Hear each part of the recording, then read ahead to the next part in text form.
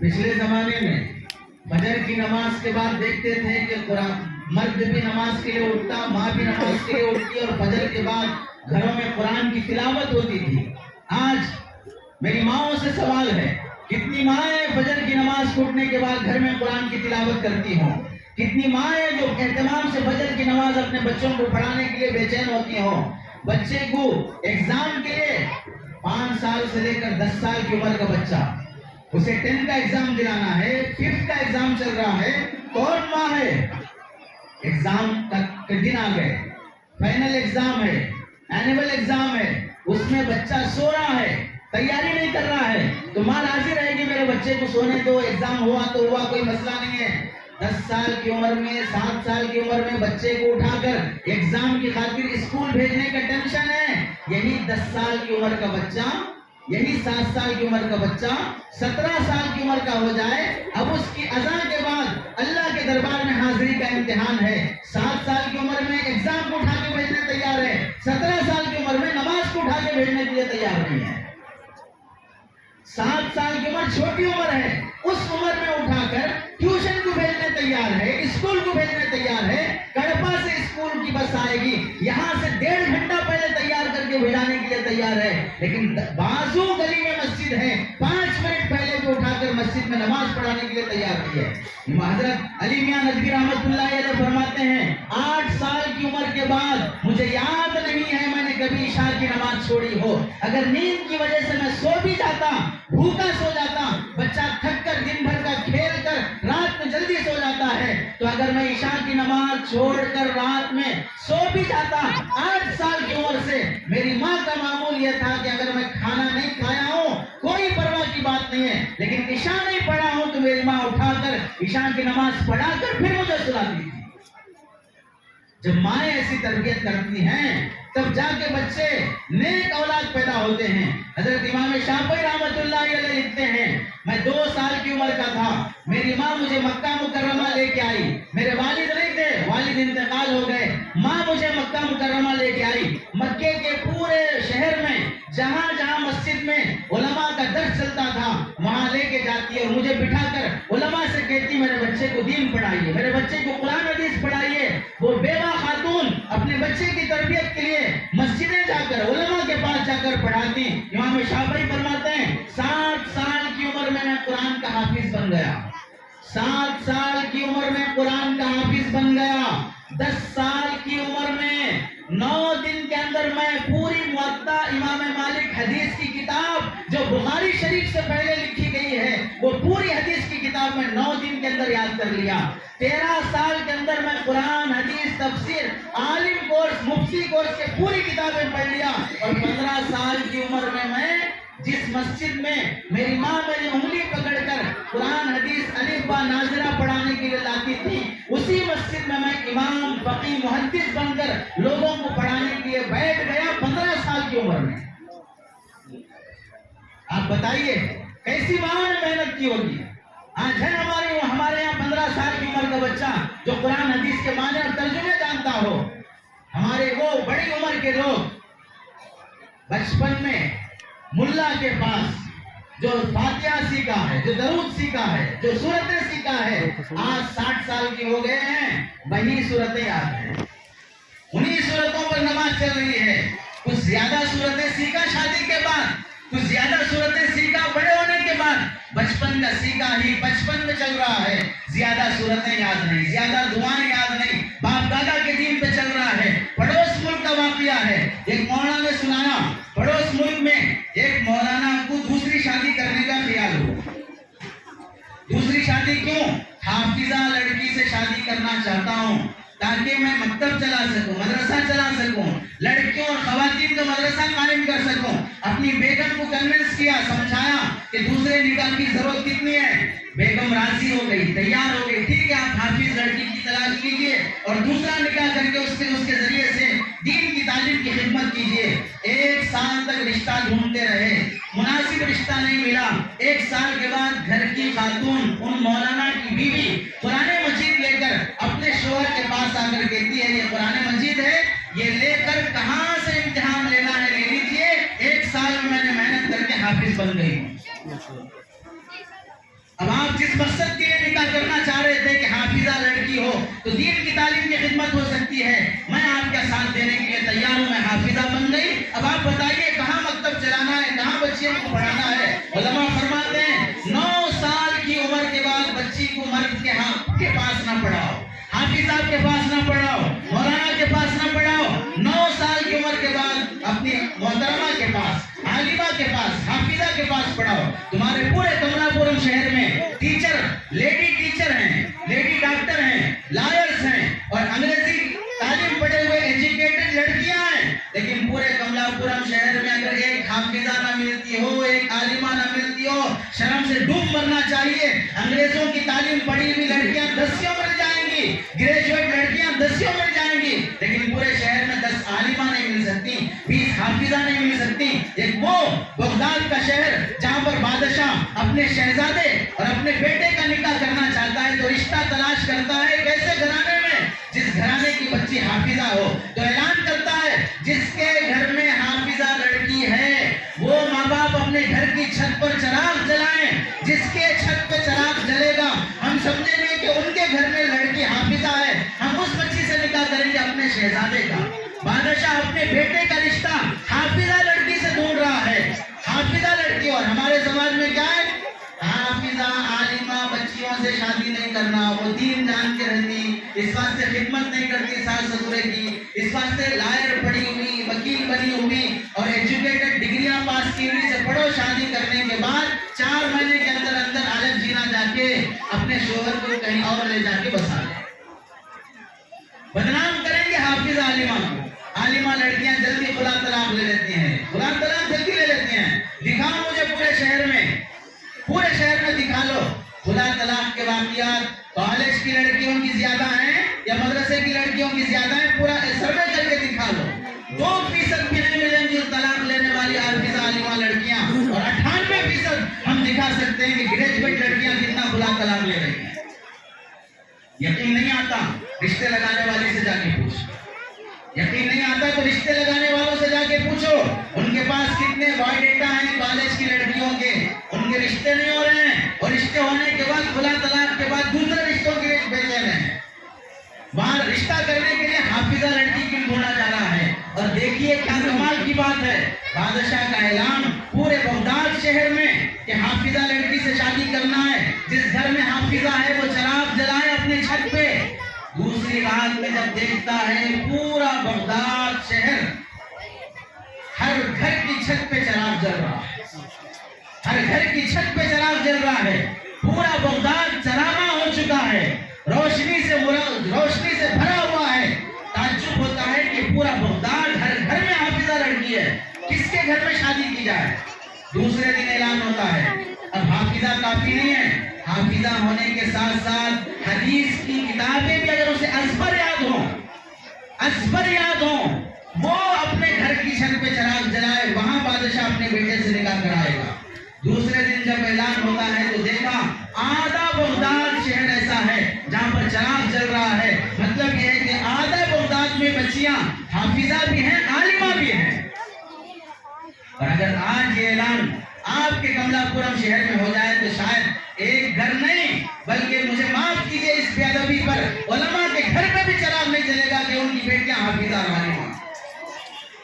वजह क्या है, हमने जो सुलूक इन उलमा के साथ किया है, जो बदतमीजी इनके साथ की है, तनख्वाहों के मामले में, अदब एहतराम के मामले में, मस्जिद के मुतवल्ली सदर कमेटी होने की हैसियत से जो सुलूक इनके साथ किया है, उस बदतमीजी की वजह से दिल ये कहता है हम अपनी औलाद को इस मकाम पर लाकर जलील नहीं करेंगे जहां आज हमें जलील होना पड़ता है।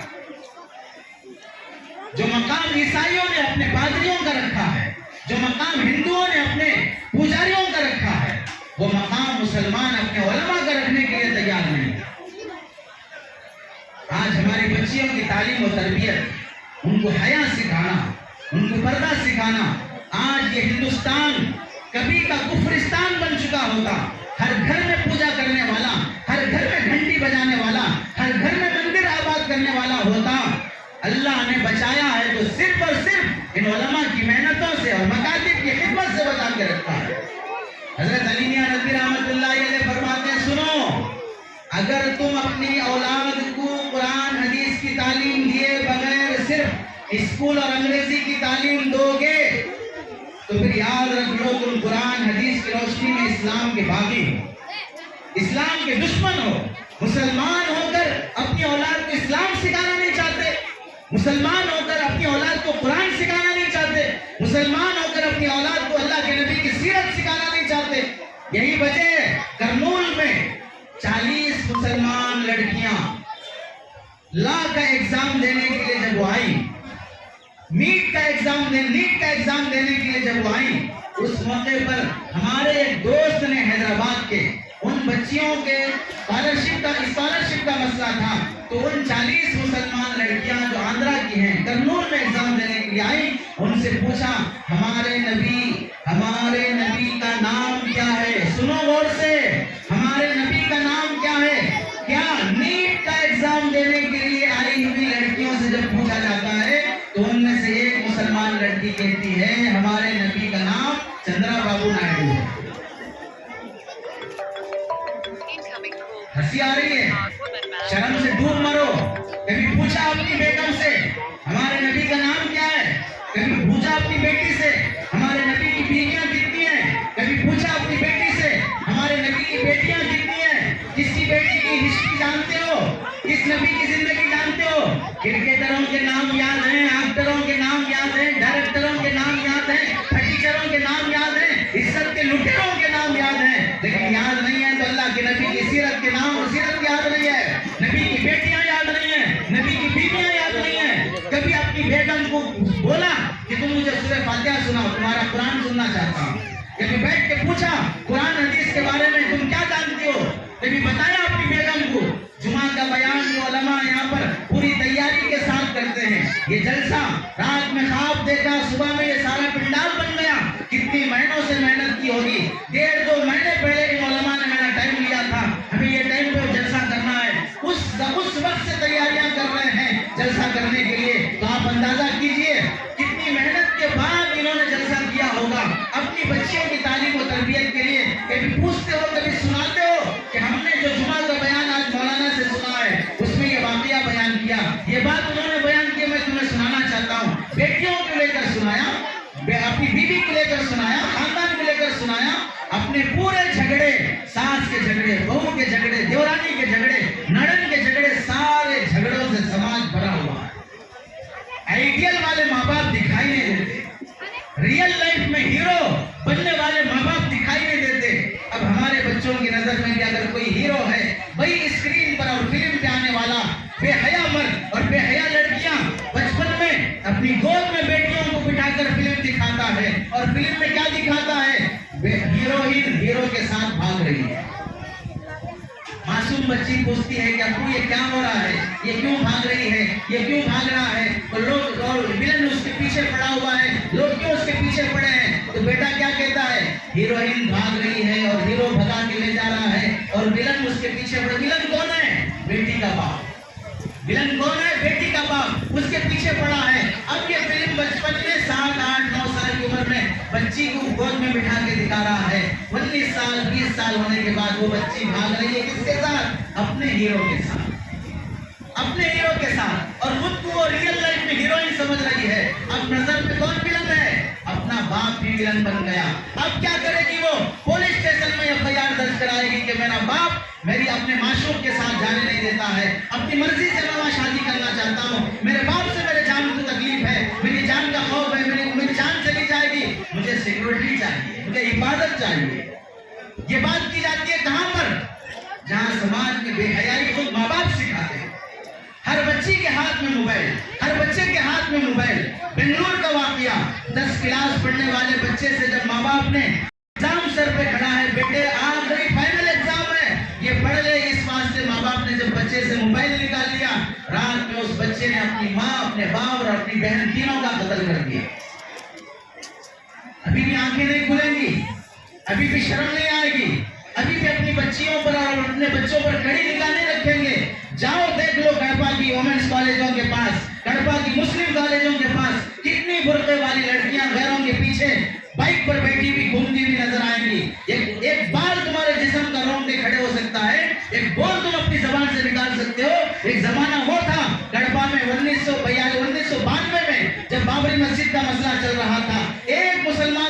कड़पा की गैर मुस्लिम के साथ चली गई, पूरे कड़पा में स्ट्राइक किया गया, पुलिस स्टेशन चलाया गया, बसें चलाई गई कि मुसलमान लड़की खैर के साथ कैसे जा सकती है। जब तक वापस नहीं लाया गया, 3 दिन तक एहतजाज चलता रहा कड़पा शहर में एक बेटी चले जाने पर। और आज हर गांव से, हर गली से, हर बस्ती और हर घर से बेटियां घरों के साथ जाने के वाकयात पेश आ रहे, लेकिन माँ बाप कुछ नहीं कर सकते। बचाएंगे तो कैसे बचाएंगे? तुम हुकूमत में हो, तुम लायर हो, तुम पुलिस हो, तुम आईपीएस में हो, तुम आईएएस में हो, अपने बच्चों को ड्राइविंग पढ़ाकर, ड्राइविंग सिखाकर कोई भेज दो, सऊदीया भेज दो, ऑटो चलाने के लिए डाल दो। आईपीएस का एग्जाम नहीं दिला सकते, आईएएस का एग्जाम नहीं दिला सकते, जज नहीं बना सकते, लायर नहीं बना सकते, हिम्मत नहीं है बड़ी पढ़ाइयां पढ़ाने की, दौलतें जमा करने, ढेर जमाने का शौक है, लेकिन अपनी औलाद को सरकारी नौकरियां, सरकारी ओहदे, गवर्नमेंट जॉब, ये सब दिलाने के लिए फिक्र नहीं है। बच्चों को आधी पढ़ाई पढ़ाकर सड़क छाप बना देंगे। मेरे मुसलमान माएं और बहनें और अजीज साथियों, बच्चों की तालीम और तरबियत के लिए मकातिब की तरबियत, मकातिब का निजाम, उलमा की सोहबत, और रमजान करीब आ रहा है, अभी शॉपिंग कर लो, रमजान को बर्बाद न करो, आखिरी रमजान समझो। कितने साल की ईद नहीं कर ली नए कपड़ों में, कितने साल की ईद नहीं कर ली नए नए खाने खाते हुए। हर साल नए कपड़ों में ईद हो रही है, हर साल नए चूड़ी और जूतों में ईद हो रही है। और कोई एक साल तो ऐसा भी होता कि जिसमें अल्लाह जन्नत का फैसला कर देते, कोई एक साल ऐसा भी रमजान का होता जिसमें अल्लाह की रजा मिल जाती। हर रमजान बर्बाद हो रहा है शॉपिंग करने के बहाने, रोजा छोड़कर जाके शॉपिंग करती हैं। अभी रमजान आने में 12 दिन बाकी हैं, 13 दिन बाकी हैं, अभी से अकल नहीं आती कि हम शॉपिंग कर लें। रमजान में जाना है शॉपिंग करने के लिए, रमजान से पहले कपड़े नहीं खरीद सकते हैं। 11 महीने नहीं जाने वाली खातून भी रमजान के महीने में घर से बाहर निकल जाती है। 11 महीने में घर में रहने वाली खातून भी रमजान में बाजारी बन जाती है। अपने कपड़े, भाइयों के कपड़े, बेटों के कपड़े, पड़ोसियों के कपड़े भी खरीदने के लिए साथ जाना पड़ता है। कुरान की तिलावत नहीं होती, रमजान में 10 कुरान पढ़ने का मौका नसीब नहीं होता। अबू बकर बिन अय्याश रहमतुल्लाह अलैह एक बुजुर्ग गुजरे हैं, जब उनका इंतकाल होने लगा, बेटा सराहने बैठकर रोने लगा, तो बाप ने नसीहत की, बेटा मत रोना, मुझे अल्लाह से उम्मीद है अल्लाह मुझे माफ कर देगा। और फिर कहने लगे, सुनो, मेरे कमरे में जहां मैं रात गुजारा करता था, उस कमरे में कभी गुनाह न करना। मैंने उस कमरे में 24,000 कुरान मजीद खत्म किए हैं, मैंने उस कमरे में 24,000 कुरान मजीद पढ़े हैं। आज की माओं को नसीब है रमजान में 10 कुरान खत्म कर लेते। इमाम अबू हनीफा रमजान में 62 कुरान खत्म किए हैं, इमाम शाफी रहमतुल्लाह अलैह 60 कुरान खत्म किए हैं।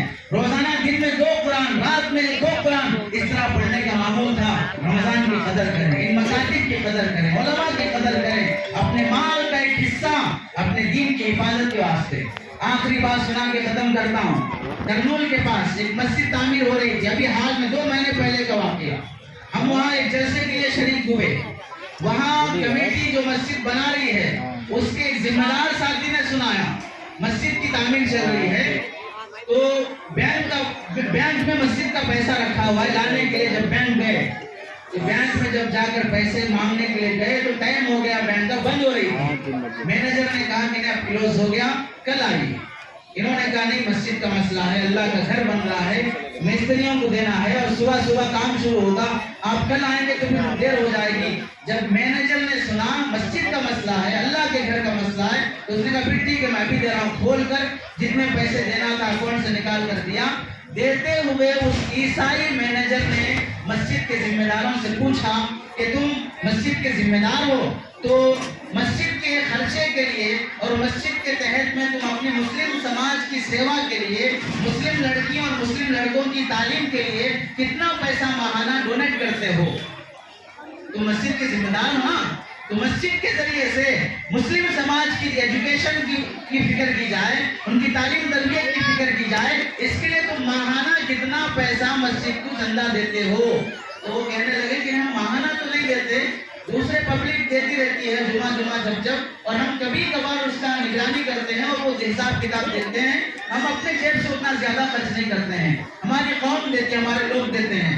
वो मैनेजर की बात सुनो और चुन्नू पानी में शर्म से डूब मरो। عیسائی ہے. عیسائی مینیجر کہنے لگا سنو میں عیسائی ہوں, میں بھی جاب کرتا ہوں, میری بیوی بھی جاب کرتی ہے, میری سیلری بینک کے مینیجر کی سیلری کتنی ہوگی اندازہ کر لیں. وہ کہہ رہا ہے کہ میں اپنی پوری سیلری اپنے چرچ کو ڈونیٹ کر دیتا ہوں, پوری سیلری چرچ کو دے دیتا ہوں, اور ہمارے گھر کا گزارا میری بیوی کی سیلری سے چلتا, پوری سیلری دے دیتا. اور ہم رمضان میں کبھی کبھار مسجد کے چندے کے نام سے بھی اگر مسجد پھاڑی جائے تو بھی دم نکل جاتا ہے. اس طرح چندہ دینے کی وجہ سے یہ کیوں ایسا ہوا, وہ کیوں ایسا ہوا, یہ کیوں نہیں ایسا ہوا, اتنی باتیں ایسے کرنا. داماد کے اتنے لاکھ دیا ہے جہیز میں, کبھی تم کھول کے دکھاؤ ان کے سامنے, وہاں وہ نہیں کھولے گا, بیٹی چلے جائے گی. یہاں امام کے سامنے کھول لو, امام جائے گا تو دوسرا آ جائے گا. میرے بزرگوں قدر کرو. اس دن کے آنے سے پہلے جب یہ ائمہ نہ رہیں, قرآن پڑھانے والے نہ رہیں, اور انہیں ٹارگٹ بنا کر جیل بھیجنے کے, مدارس بند کرنے کی پلاننگ چل رہی ہے, اس دن کے آنے سے پہلے قدر کر لو. اللہ سے دعا ہے کہ اللہ عمل کی توفیق نصیب فرمائے. آمین. وآخر دعوانا الحمدللہ رب العالمین.